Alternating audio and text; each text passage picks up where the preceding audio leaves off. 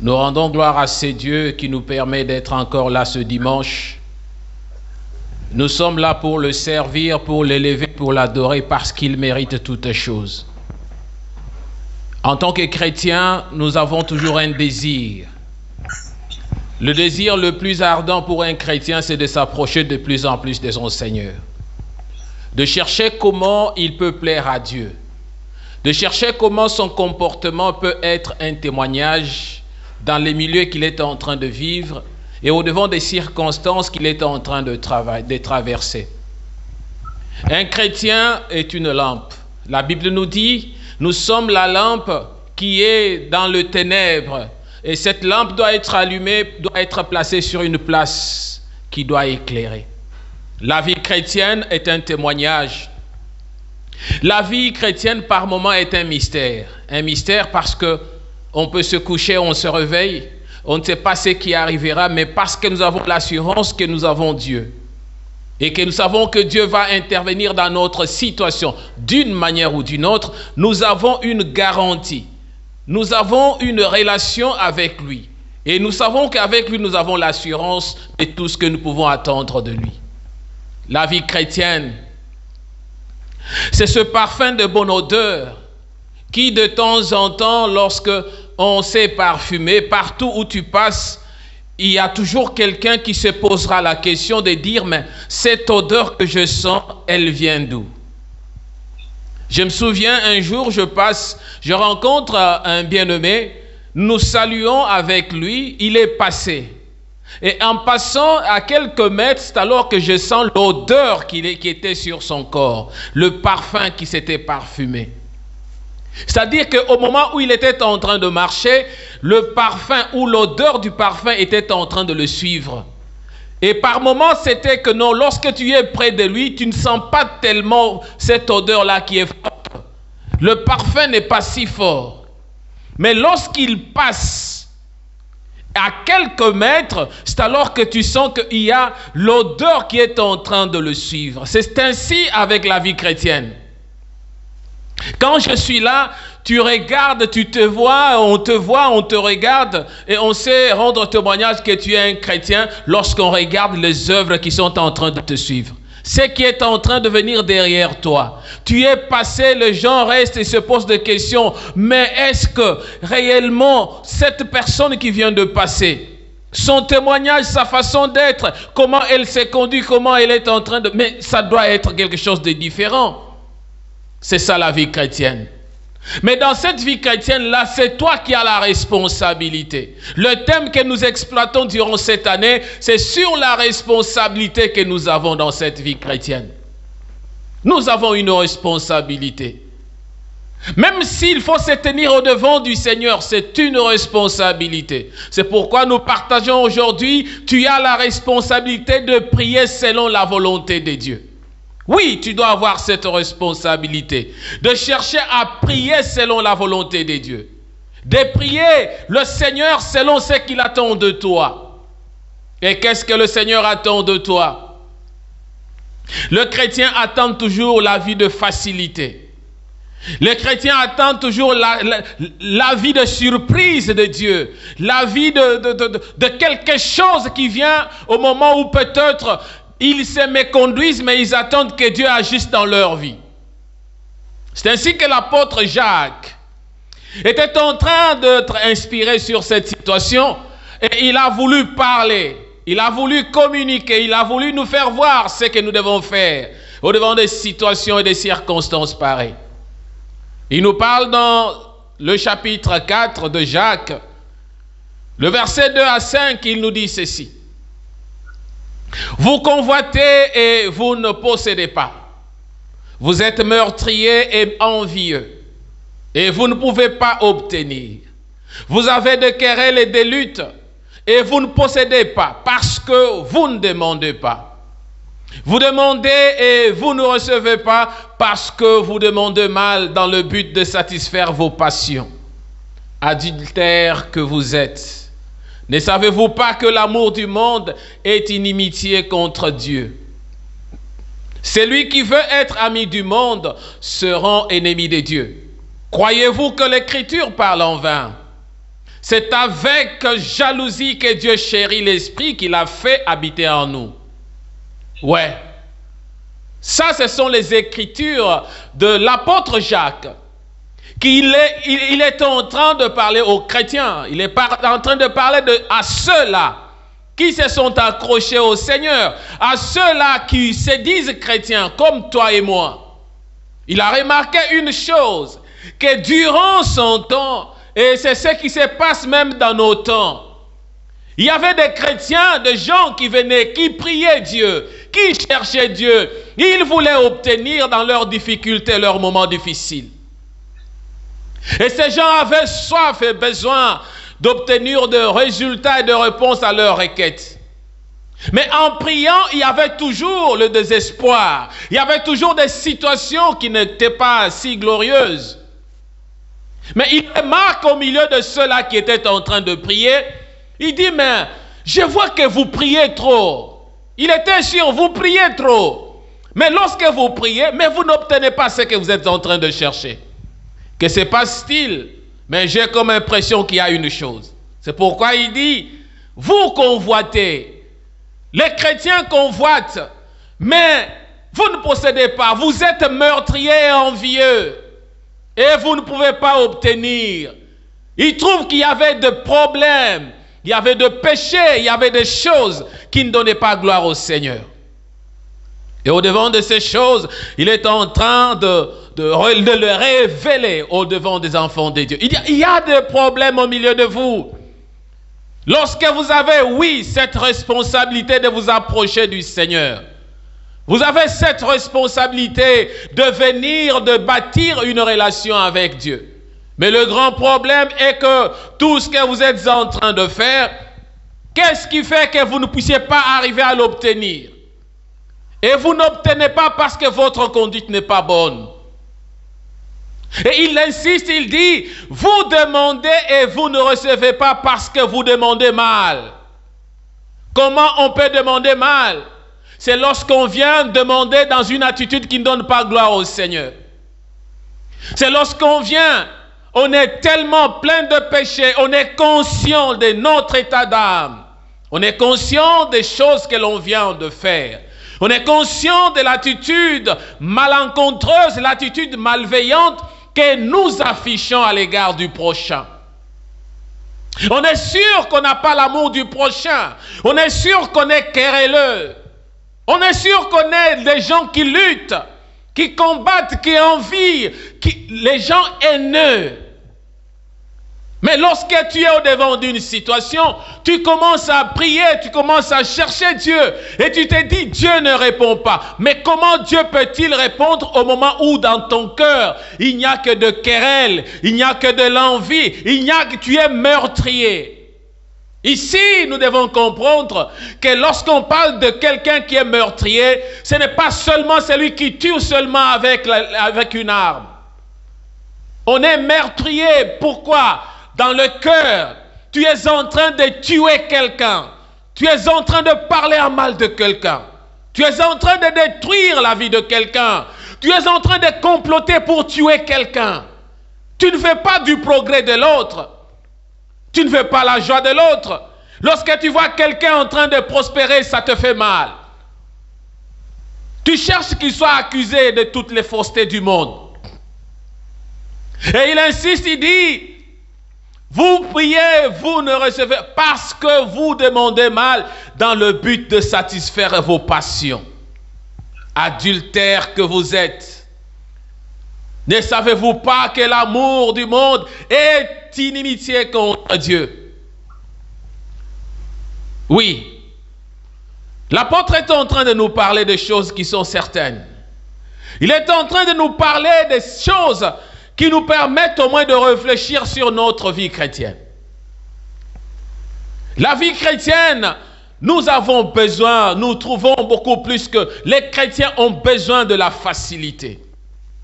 Et s'il n'y a pas la facilité, le chrétien utilise un adage ou les principes d'hypocrisie. L'hypocrisie dans la vie chrétienne est tellement grande. L'hypocrisie au devant de Dieu. mais ignorons que Dieu regarde et voit tout ce qui est dans nos cœurs. L'hypocrisie dans notre attitude, dans notre façon de faire. Lorsqu'on vient d'une situation qui ne donne pas gloire, lorsqu'on vient de tuer quelqu'un d'une manière morale, d'une manière spirituelle, lorsqu'on vient de se quereller d'une manière qui ne donne pas gloire au Seigneur, lorsqu'il y a des luttes au-dedans de nous, et on se tourne, on vient au-devant de Dieu, on oublie qu'on a fait du mal à quelqu'un. On oublie de confesser ce péché, de demander pardon à Dieu à propos de ce péché, mais on regarde notre besoin, notre intérêt. Nous avons besoin que Dieu nous réponde. C'est pourquoi l'apôtre est en train de nous dire, il dit, vous priez mal dans le but de satisfaire à vos besoins, vos passions, mais vous ne tenez pas compte de votre état d'âme, de ce que vous avez fait, de querelles, de mésententes, d'envie, de convoitise, de tout ce que vous avez commis avant de venir au-devant du Seigneur. Vous savez, je me souviens toujours de ce texte que nous avons étudié, je crois, à l'école secondaire, je crois, oui. École secondaire entre 2e, 3e, 4e, quelque chose comme ça. Là, on parlait du corbeau et du renard. Le principe chrétien, c'est celui-là. Lorsque le renard vient, il regarde en haut, il voit le corbeau. Il dit que vous êtes joli, que vous me semblez beau. Il dit, sans mentir, si votre ramage ressemble à votre plumage. Et là, le corbeau est en train de regarder, il apprécie les paroles qui sortent du renard. Et toujours regardez, il est en train de parler. Vous êtes le phénix des hôtes de ce bois. Et il regarde, il se dit, oui, on est en train de m'adorer. On est en train de m'adorer. Et lorsqu'il est en train de parler comme ça, le corbeau, il veut faire sentir sa belle voix. Le corbeau dit, il ouvre le bec et le fromage tombe. Et lorsque le fromage tombe, alors la Bible nous dit, plutôt le texte nous dit, le renard s'en saisit. Il prend le fromage et il s'en va. Et lorsque le corbeau regarde, il va dire jamais, jamais telle chose ne m'arrivera encore. C'est ça la vie chrétienne. Les chrétiens sont des renards qui viennent dans l'hypocrisie, dans un langage de flatterie. Pour flatter Dieu, pour que Dieu donne, Seigneur, aie pitié de moi, Seigneur, donne-moi, Seigneur, accorde-moi, Seigneur, je suis malade, j'ai besoin de ta guérison, j'ai besoin de ceci, j'ai besoin de cela. L'attitude qu'affichent la plupart des chrétiens dans leur prière, c'est cette attitude-là, celle du corbeau et du renard. Je viens, je prie, je cherche. C'est une mauvaise attitude de flatterie, mes bien-aimés. Et au-devant du Seigneur, il voit nos cœurs, il voit nos pensées. Il sait lire ce qui est en nous. Et une fois qu'on a obtenu ce que nous demandons auprès de Dieu, nous nous éloignons, nous l'oublions. Et par moments, nous n'arrivons même pas à reconnaître ce qu'il est. Et par moments, on commence à se moquer même de Dieu. Et tu regardes comme ça, tu dis, non, ce n'est pas à cause de Dieu, les choses de Dieu prennent beaucoup de temps. Moi, je cherchais un raccourci, je suis allé auprès de telle personne, la personne m'a facilité, c'est ainsi que je suis allé, j'ai accompli, je fais, j'ai réussi. On oublie que lorsqu'on priait, on était comme des flatteurs au-devant du Seigneur. Seigneur, fais-moi grâce. Seigneur, accorde-moi. Seigneur, donne-moi. Seigneur, viens à mon secours. Seigneur, accorde-moi le mariage. Seigneur, accorde-moi les enfants. Seigneur, accorde-moi du travail. Et le Seigneur t'accorde, tu l'as oublié. Le corbeau et le renard. Au-devant des situations pareilles, mes bien-aimés, ce sont les situations qui mettent en mal le Seigneur. Lorsqu'il regarde l'intérêt qui est dans nos cœurs, il regarde la finalité de ce que nous demandons auprès de lui. Il regarde le désir que nous avons. Il connaît nos désirs. Il connaît nos besoins. Il regarde ce qui est à nous. Mais lorsqu'il voit que notre intérêt, nos penchants, notre façon de nous accrocher à lui est une manière qui ne lui donne pas gloire, et le Seigneur est toujours inquiet. Il est toujours soucieux. C'est pourquoi, dans le texte, nous avons compris, la Bible nous dit, Dieu traite jalousement l'esprit qu'il a fait habiter en nous. Ce qu'il nous donne, il le traite jalousement, il est jaloux. Il te regarde, il me regarde, il dit, mais mon enfant, tu pries, tu me cherches, tu as besoin que je te soutienne, que je te donne. Tu as besoin que je puisse venir au secours lorsque tu es dans le besoin. Mais quand je te regarde, tu es quelqu'un qui n'a pas une attitude fixe. Tu es hypocrite. Tu ne sais pas fixer le regard au-devant de moi après que je ne t'ai béni. Garde-toi de dire à ton cœur, ma force et ma puissance, la puissance de mes mains m'ont acquis ses richesses. Deutéronome 8, 17 et 18.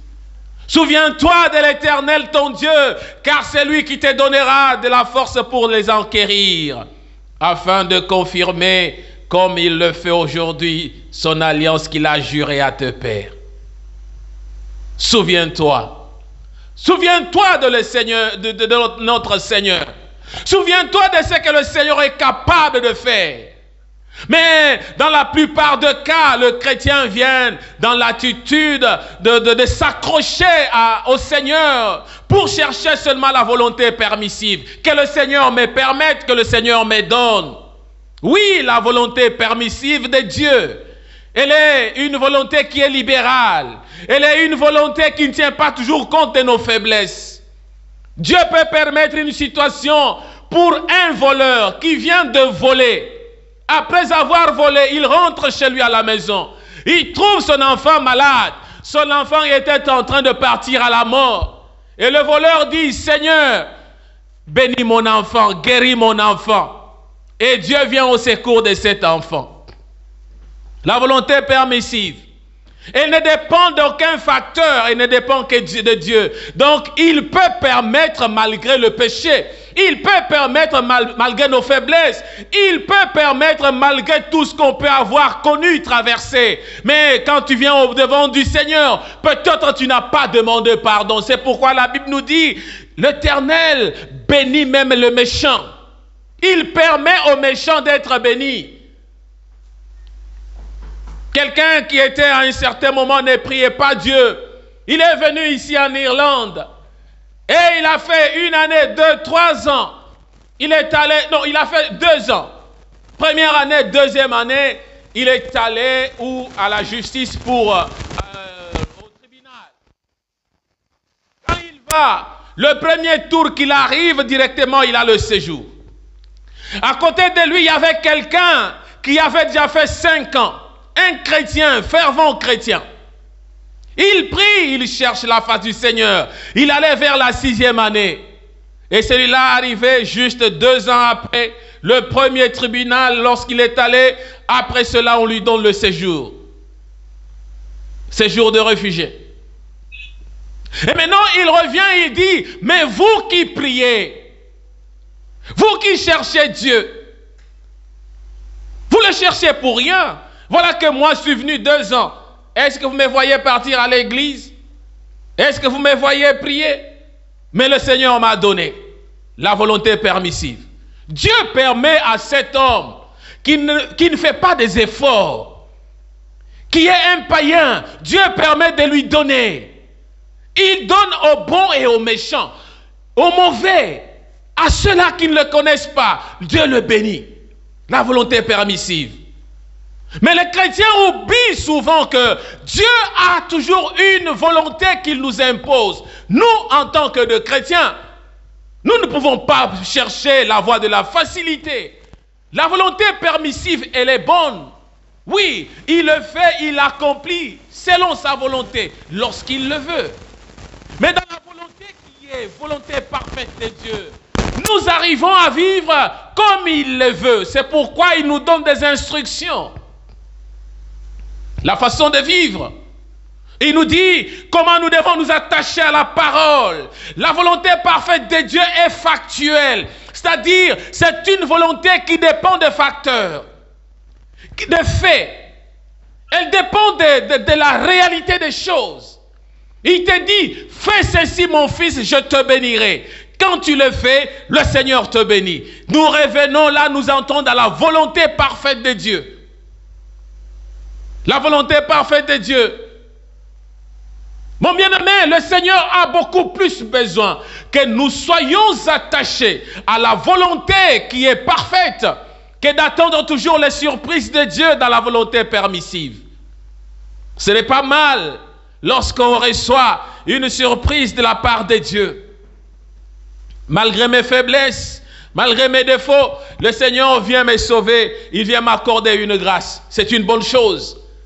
Mais en tant que chrétien, je dois travailler durement. Je dois travailler. Je dois travailler ma conscience. Je dois travailler mon être. Je dois travailler ma façon de m'accrocher au Seigneur. Je dois plaire à Dieu. Je dois avoir un comportement qui est digne. En priant, nous devons de plus en plus nous attacher ou tenir compte de la volonté parfaite de Dieu. Je sais qu'il y a une volonté parfaite. Et je m'y accroche. Pourquoi? Parce que j'ai besoin de voir Dieu dans la réalité. J'ai besoin de vivre le fait de la parole du Seigneur. J'ai besoin d'être dans cette volonté qui est factuelle, réelle. Et quand je marche dans cette volonté, je marche avec le Seigneur dans cet état de choses. Le Seigneur est content. 1 Thessaloniciens, le chapitre 4. Nous écoutons ce que le Seigneur nous dit. Parce que tu as la responsabilité de prier le Seigneur selon sa volonté. Qu'est-ce que la Bible nous dit? Ce que Dieu veut, c'est votre sanctification. C'est que vous vous absteniez de l'impudicité. Et c'est que chacun de vous sache posséder son corps dans la sainteté et l'honnêteté, sans vous livrer à une convoitise passionnée, comme font les païens qui ne connaissent pas Dieu. C'est que personne ne nuise envers son prochain de fraude et de duplicité dans les affaires, parce que le Seigneur tire vengeance de toutes ces choses, comme nous vous l'avons déjà dit et attesté. Ce que Dieu veut, c'est votre sanctification. C'est lorsque nous marchons dans la sanctification, nous sommes dans la volonté parfaite de Dieu. Nous attendons que Dieu accomplisse ce qu'il attend de nous. Et quand on le fait, le Seigneur nous bénit, le Seigneur nous voit. Dieu a besoin que l'on puisse s'abstenir de l'impudicité.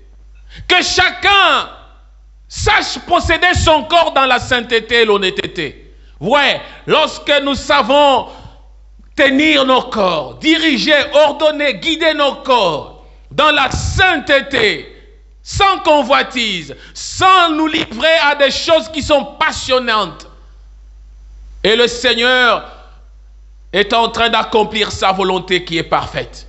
Et dans la volonté parfaite, Dieu nous fait du bien. Dieu nous regarde, Dieu nous traite comme un père, donne l'instruction à ses enfants. Dieu nous fait une approche, et cette approche est réelle. Il est à côté de nous. Il nous accorde sa grâce, il nous accorde son amour. Vous demandez et vous ne recevez pas, parce que vous demandez mal dans le but de satisfaire vos passions. Qui peut dire qu'il demande mal? Par moments, on se dit, mais non, ma prière, elle est la meilleure. Elle est une bonne prière parce que je suis venu auprès du Seigneur. J'ai demandé pardon au Seigneur. J'ai fait ceci au Seigneur. De quelle manière as-tu demandé pardon au Seigneur? Es-tu sûr que la façon que tu pries Dieu avec négligence, la manière que tu te comportes au devant du Seigneur, le Seigneur peut-il agréer ta prière? Vous demandez mal. Vous demandez, vous ne recevez pas. Parce qu'il y a de passion. Lorsqu'on parle de passion, mes bien-aimés, dans le langage courant, quand on parle de passion au singulier, cela veut indiquer l'ardeur d'un sentiment, d'une opinion. J'ai la passion de voyager, par exemple. C'est une opinion que l'on a. Mais ici, on nous parle de passion au pluriel. Et lorsqu'on parle de passion au pluriel, là, ça désigne les mouvements de sensibilité. Le mouvement de l'intérêt qui est au-dedans de nous, les passions de nos affections qui troublent notre jugement, ce qui est au plus profond de nous. C'est-à-dire, lorsque nous venons auprès du Seigneur, nous avons des affections, nous avons des sentiments, nous avons des conceptions, nous avons, c'est-à-dire, il y a quelque chose qui entre en nous, qui ôte la maîtrise de soi. Et lorsqu'elle ôte la maîtrise de soi, elle nous porte hors des conseils de notre raisonnement. On ne raisonne plus encore comme il se doit. Et quand nous demandons à Dieu, nous prions Dieu, Dieu regarde que nous prions juste pour cette affection qui vient entrer en nous. Nous demandons pour les choses qui sont dans notre cœur, qui dépassent, qui nous apportent en dehors du conseil de notre raisonnement. La demande des choses qui ne donnent pas gloire, c'est-à-dire qui amènent vers l'intérêt personnel, l'intérêt égoïste. Je prie Dieu seulement parce que je veux recevoir, je veux être bien moi-même, je veux tout maintenir pour moi-même, je veux ceci pour moi-même. C'est là que le Seigneur dit, vous demandez et vous ne recevez pas, parce que vous demandez mal, dans le but de satisfaire à vos passions. Les passions qui sont des mouvements de sensibilité, des sensations, des passions de nos affections qui troublent notre jugement. Et quand on est penché à ça, on est en train de demander Dieu en regardant cela, là le Seigneur n'est pas content de nous. Parce que ces passions, le type de ces passions-là surexcitent nos désirs. Elle donne beaucoup plus nos impulsions internes. Les passions dont nous parle le Seigneur ici développent de façon disproportionnée nos penchants.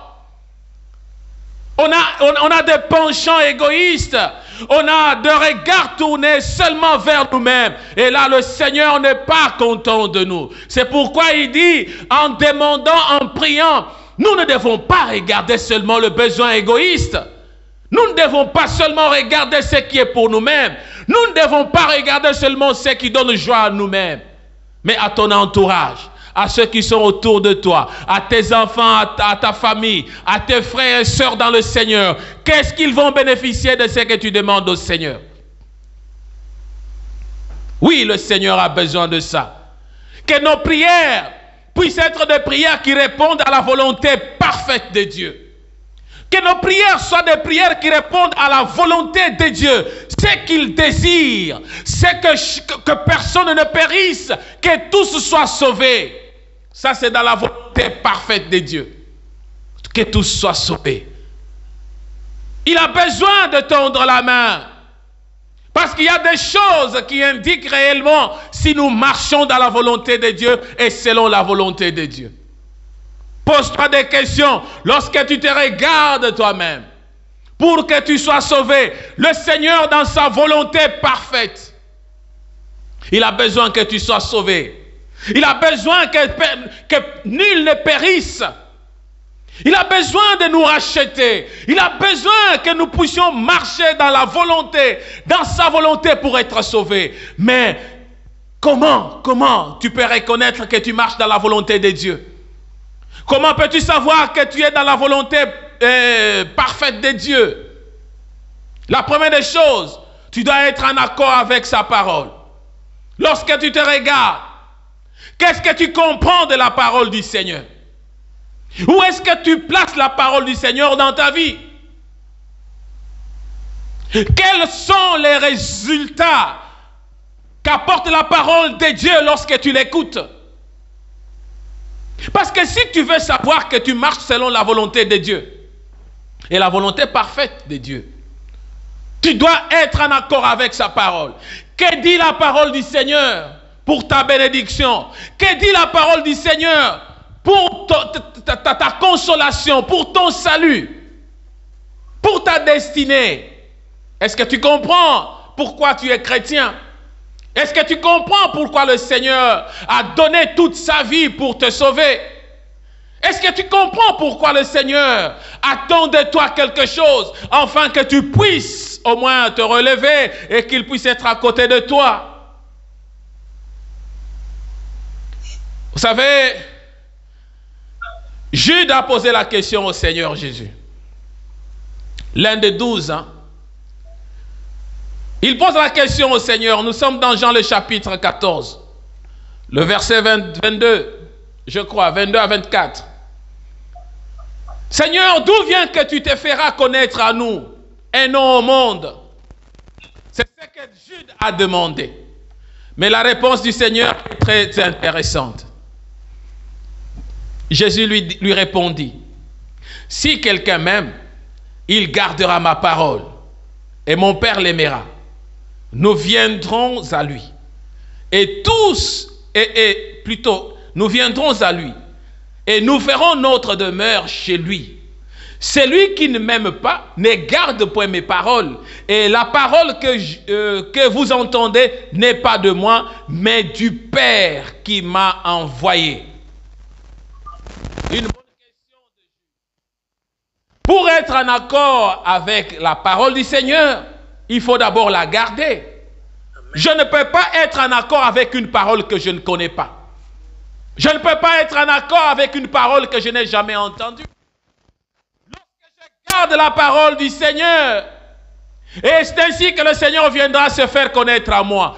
Moi et le Seigneur, nous serons en accord, nous marchons d'une même manière. Je sais que ce qui est à moi, c'est ce que le Seigneur m'a parlé, c'est ce que le Seigneur m'a donné. Quand je suis en accord avec la parole du Seigneur, c'est à cela que je peux voir le miracle. C'est à cela que je peux voir le prodige. C'est à cela que je peux voir la gloire et la grandeur du Seigneur, parce que ma prière est en accord avec le Seigneur. Vous demandez et vous ne recevez pas parce que vous demandez mal. Demandez mal, c'est lorsque la manière de prier n'est pas en accord avec la parole du Seigneur. Et lorsque cela se marie, je suis dans la volonté de Dieu. Et quand je suis dans la volonté de Dieu, le résultat est que Dieu va exaucer ma prière. L'Éternel a dit à Josué, vous vous souvenez, fortifie-toi seulement et aie courage. Pourquoi? Parce qu'à un certain moment, Josué avait peur. Fortifie-toi, aie courage. Le Seigneur a voulu que la parole qui était dans le cœur de Josué puisse être en accord, puisse se marier avec ce que le Seigneur lui-même a dit. C'est pourquoi il lui dit, tu dois être fidèle, tu dois méditer la parole, que cette parole ne s'éloigne pas de toi, médite-la jour et nuit, alors tu réussiras. Comment il pouvait réussir sans la parole? C'est parce qu'il a accepté d'être en accord avec la parole de Dieu. Quand tu es en accord avec la parole de Dieu, mon bien-aimé, le Seigneur ne peut pas t'oublier. Il marchera avec toi comme il a marché avec Josué. Et Josué était content. Lorsqu'il faisait toutes choses, il avait l'assurance parce que dans son cœur, la parole de Dieu vrombissait. La parole de Dieu l'aidait. La parole de Dieu l'éclairait. Et il pouvait et ne pouvait seulement que s'accrocher à cette parole. Et le Seigneur en était content. Et toi aussi, je me pose la question, quel accord as-tu de la parole du Seigneur? Dans la parole de Dieu, il y a des promesses.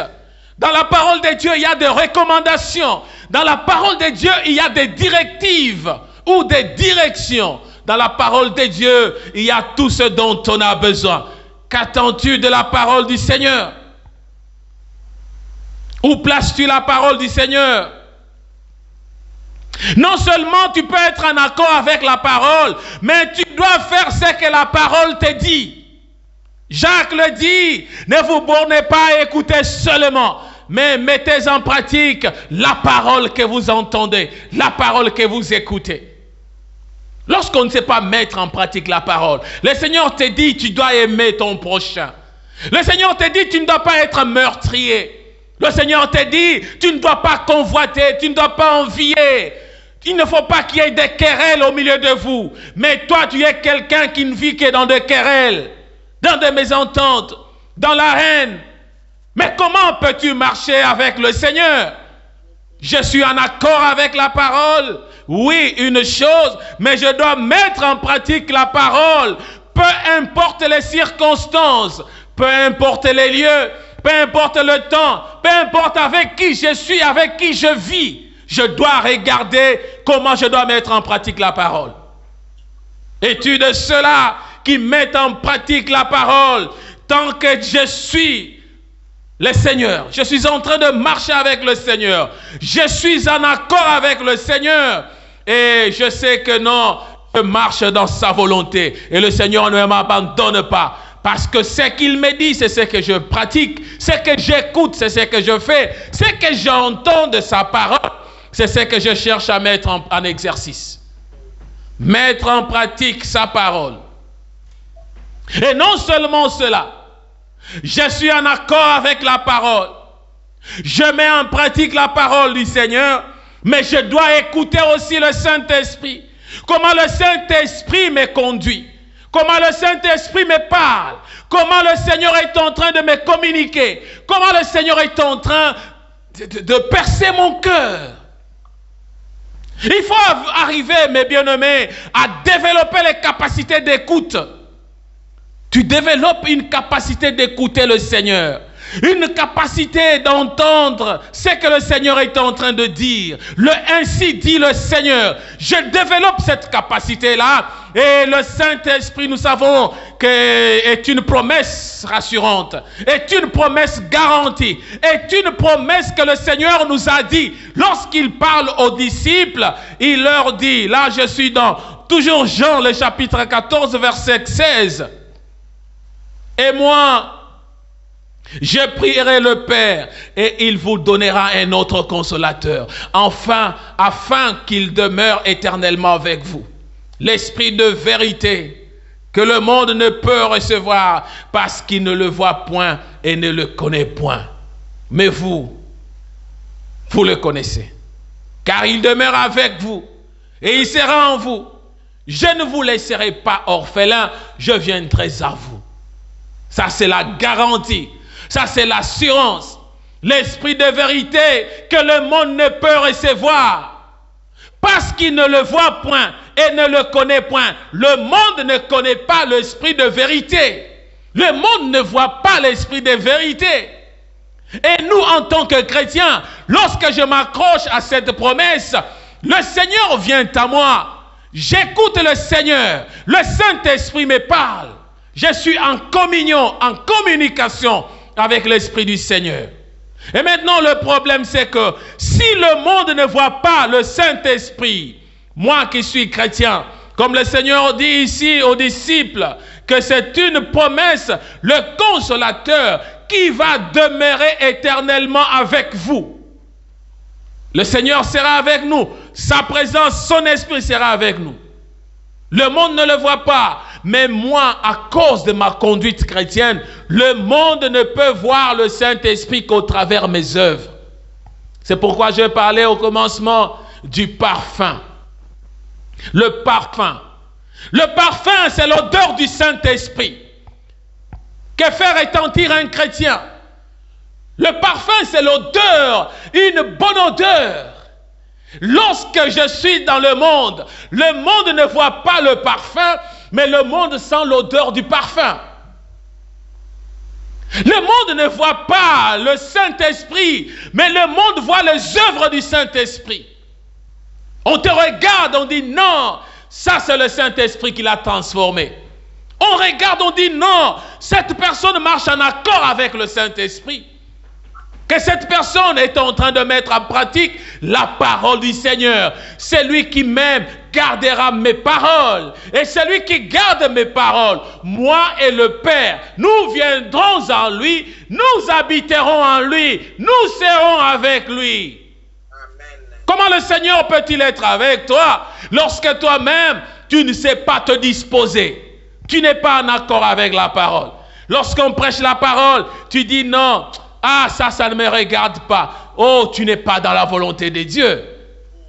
Si tu ne sais pas mettre en pratique cette parole, si tu ne sais pas comprendre ainsi dit le Seigneur.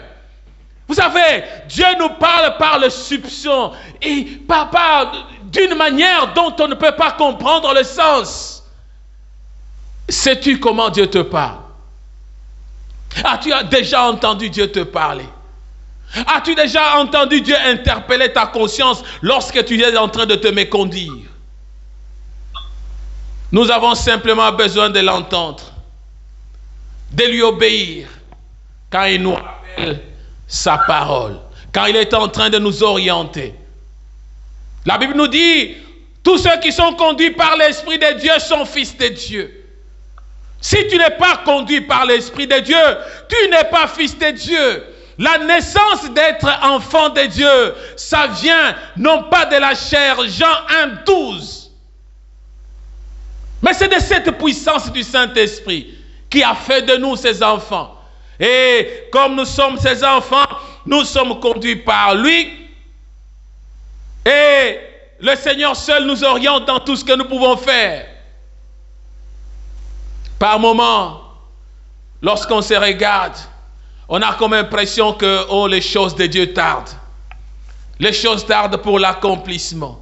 Les promesses tardent, je ne les vois pas. Non, c'est parce que tu es en train de prier en attendant la volonté permissive.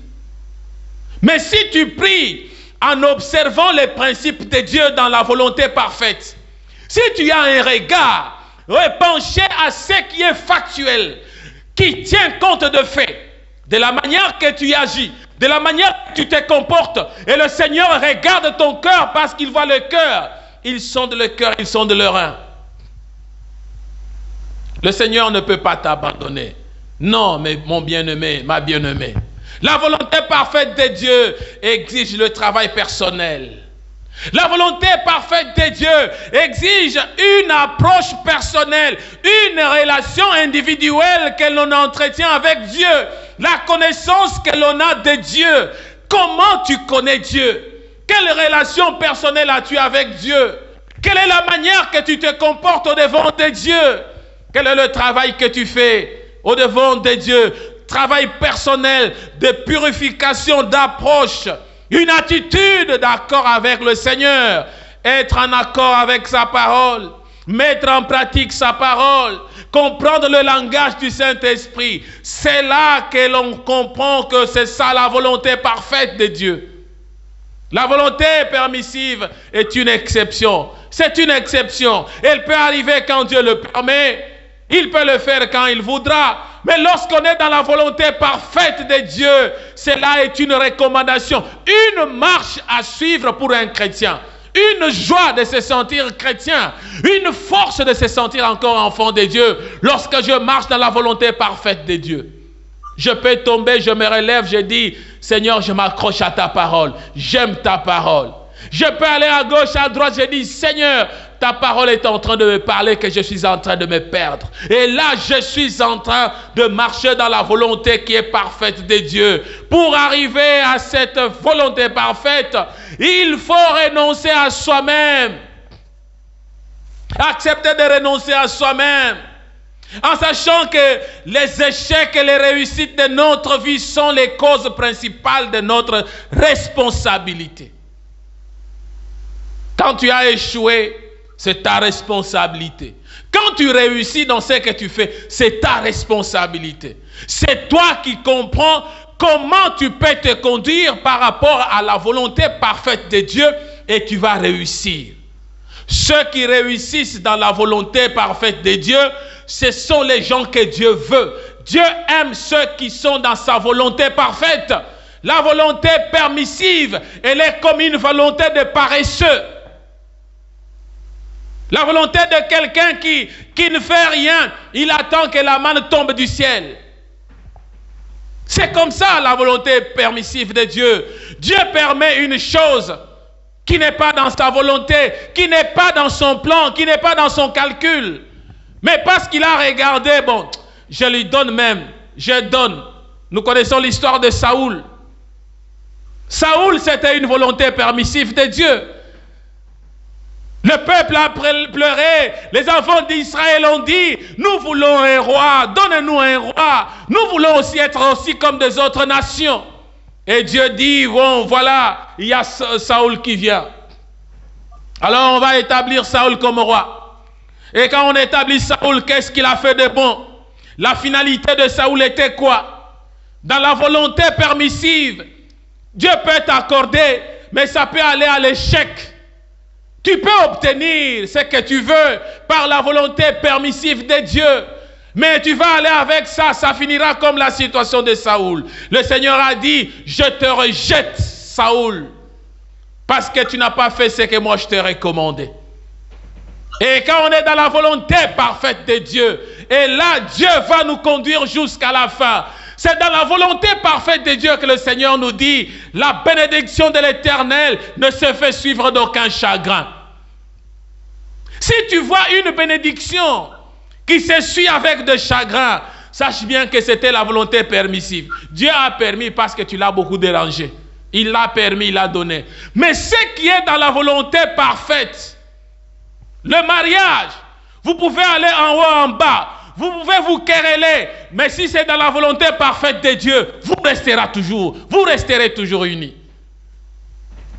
Mais si c'est une volonté permissive, vous allez vous rencontrer, Dieu a permis que vous soyez ensemble, mais parce que c'est sa volonté permissive, tu as pleuré, tu as cherché, Dieu regarde, il dit, non, ça c'est mon enfant, mais il pleure beaucoup. Dieu regarde, il dit, cet homme ne me connaît pas encore, il n'a pas une bonne relation avec moi, mais peut-être en lui donnant ceci, il peut encore se convertir, venir à moi. Dieu lâche, il donne. Tu entres dans le mariage, tu entres dans la bénédiction du travail, tu entres dans une situation donnée de la vie, et quand tu vas avec ça jusqu'à un certain niveau, tu vois que ça lâche. Donc c'est-à-dire que Dieu avait permis, mais nous l'avons tellement fait pression comme les enfants d'Israël au devant du roi Saoul. Il a béni, on a fait l'onction d'huile sur Saoul.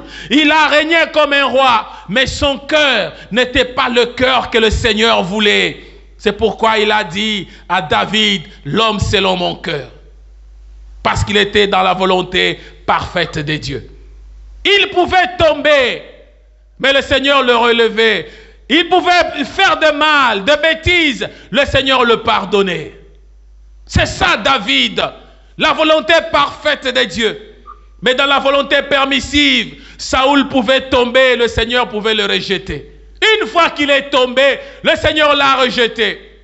Quelle est l'intention qu'il avait faite? Si on regarde cela par rapport à l'action humaine, charnelle, il est allé prendre le butin de guerre pour venir les offrir à Dieu. C'est ça qui lui a coûté la royauté. J'ai pris ces brebis, ces butins, pour venir te les offrir. Le Seigneur dit, est-ce que je t'avais demandé de me les amener? Je te rejette. Mais bien aimé, c'est ça la volonté permissive. Je te rejette. Et ça n'était fini.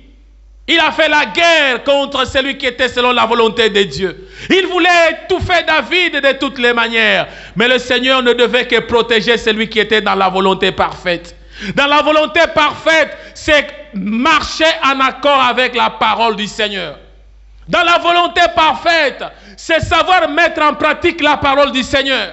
Dans la volonté parfaite, c'est être conduit par l'Esprit de Dieu. Ainsi, même si tu peux tomber, David était tombé, le Seigneur l'a recueilli, l'a rétabli, il l'a pardonné. Pourquoi? L'homme selon mon cœur, le cœur de Dieu dans la volonté parfaite. Si tu es dans la volonté parfaite, dans ton mariage, dans ta vie, dans tes activités, sache bien que Dieu est là. Il te protégera toujours. Il veillera toujours à toi. Il sera au-devant de toi. Parce qu'au-devant de toi, il y a la responsabilité à mieux faire ou à ne pas bien faire. Je dis bien, tu as la responsabilité à mieux faire ou à ne pas bien faire.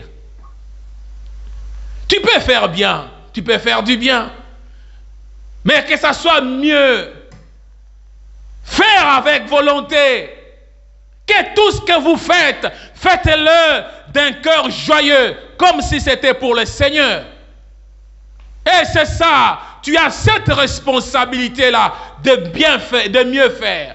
Tu as la responsabilité d'abandonner le péché que la parole du Seigneur est en train de te reprocher.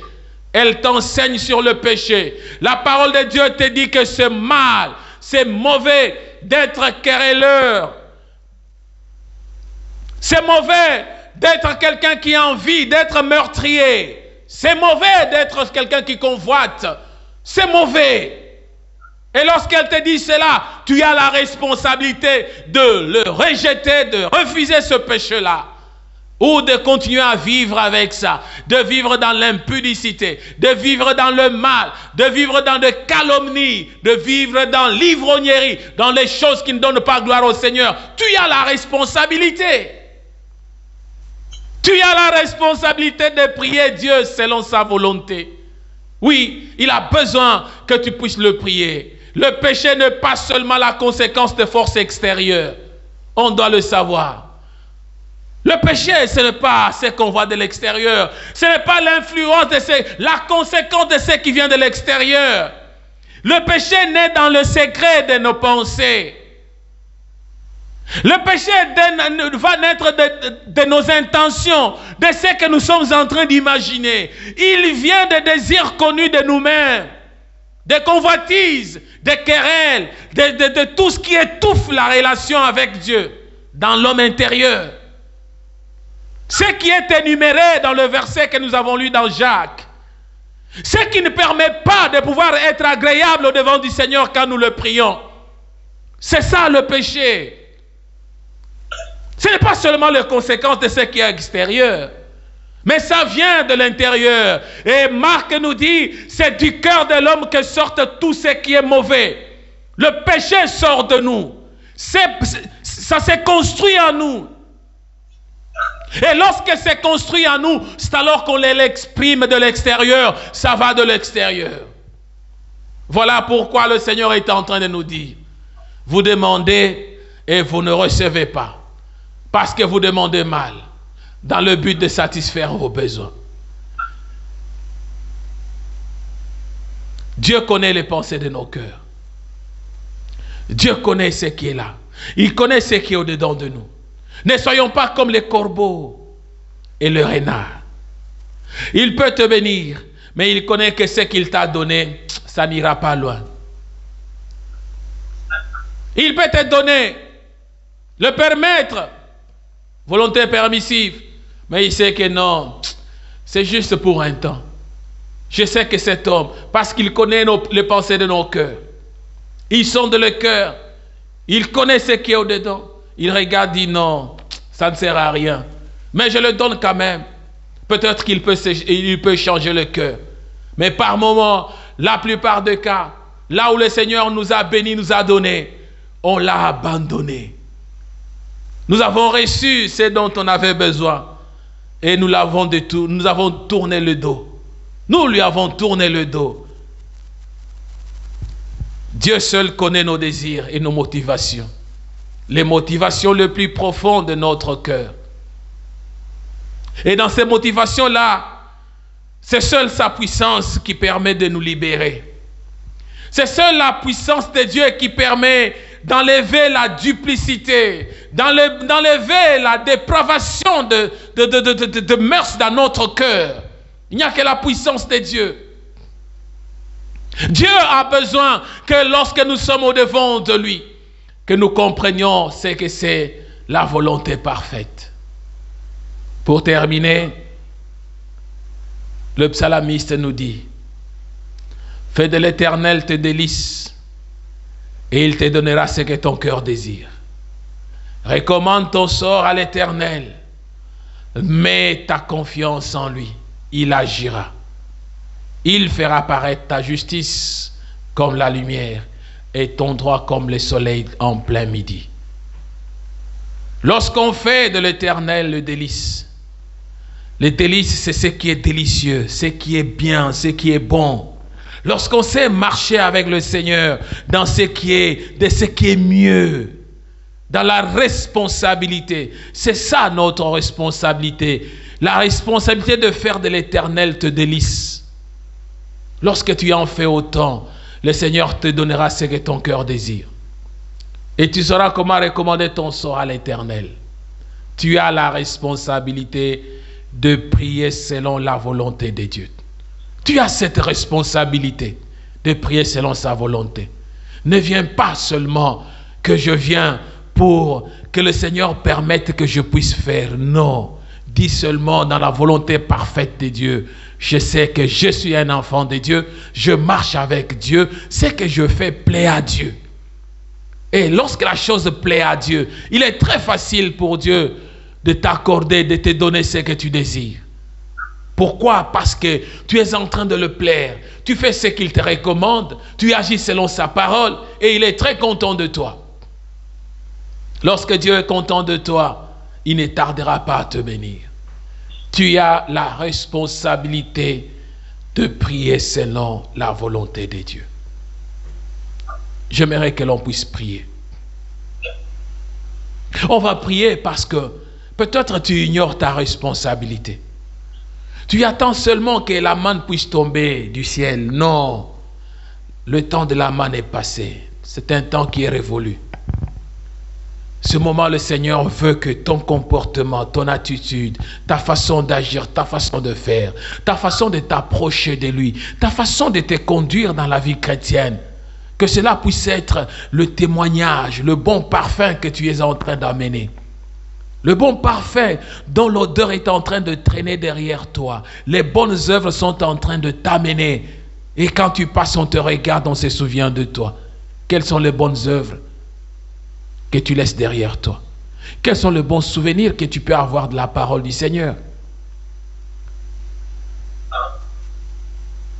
Quelle est ta responsabilité que tu as à l'égard de la parole du Seigneur?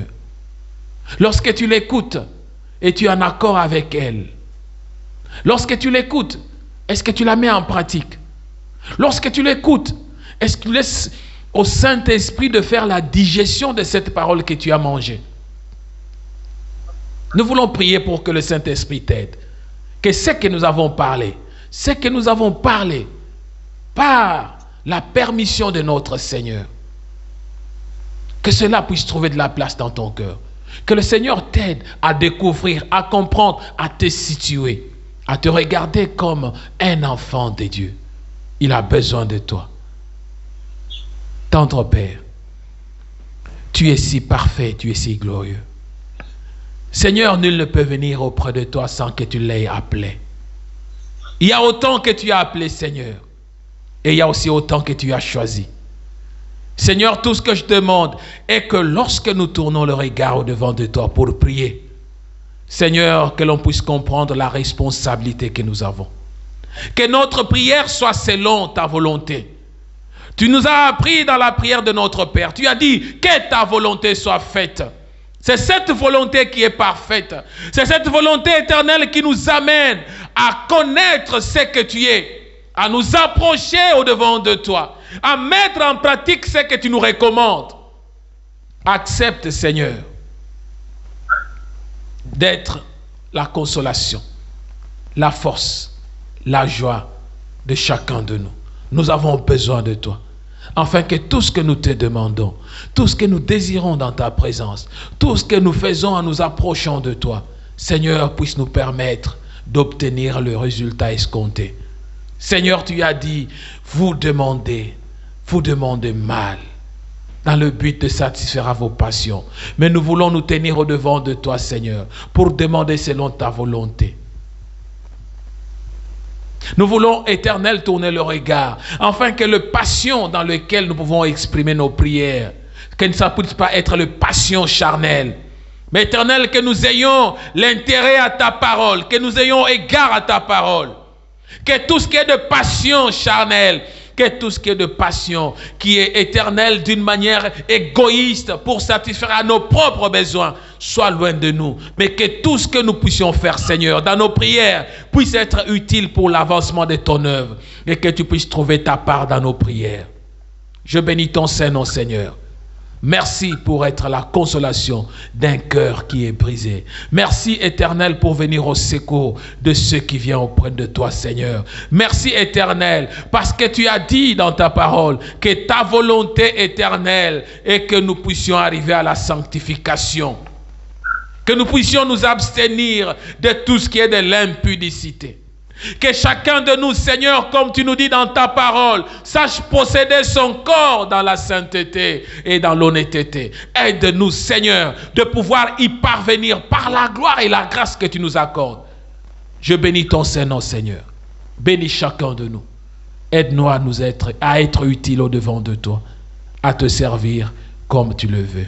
Tu es Dieu, tu restes Dieu. D'éternité en éternité, nous avons ainsi prié. Au nom puissant et glorieux de notre Seigneur Jésus-Christ. Et nous disons Amen. Amen. Amen, amen. Que le Seigneur soit béni et que le Seigneur soit glorifié. En ces temps où nous cessons seulement de demander que nous puissions être utiles dans la manière de véhiculer le message, dans la manière de partager le message, dans la manière de communiquer, de faire que ceux qui n'ont pas écouté ce message puissent aussi l'écouter. Nous sommes les instruments. Nous sommes de ceux-là qui sont en accord avec la parole du Seigneur. Nous sommes de ceux-là qui mettons en pratique la parole du Seigneur. La parole nous dit, faites de toutes les nations mes disciples. Même si on n'a pas le moyen d'appeler, même si on n'a pas le moyen de quitter dans les nations, d'aller évangéliser à pied, en marchant, mais nous pouvons évangéliser par le partage de ce message. Que le Seigneur touche ton cœur pour être de ceux-là qui bénéficieront de la bénédiction de Dieu en partageant, en annonçant la parole par le social media. C'est une chose, un devoir pour tout chrétien. Nous devons savoir comment nous devons prier selon sa volonté. Nous avons cette responsabilité-là aussi de partager la parole du Seigneur. Voilà, nous sommes aujourd'hui, ce dimanche, où je souhaite à chacun, à ceux qui nous suivent en ligne sur Facebook, sur YouTube et sur autres social media, que le Seigneur puisse nous rendre forts et dynamiques. Que le Seigneur continue à être la protection dans ces temps difficiles, le temps de la pandémie, le temps où, de haut en bas, les scientifiques sont en train de se mettre en doute les uns un camp contre l'autre. Les enfants de Dieu sont perturbés, le monde est perturbé sur quoi faire. Lorsqu'on regarde le scientifique en train de se battre, mais on se pose de grandes questions. Laisse que le Seigneur seul t'oriente, le Seigneur seul te dirige, le Seigneur seul te montre le chemin. À notre Dieu soit la gloire, de maintenant et pour toute éternité. Que le Seigneur nous bénisse. Et je souhaite un bon dimanche à tous, au nom de Jésus-Christ.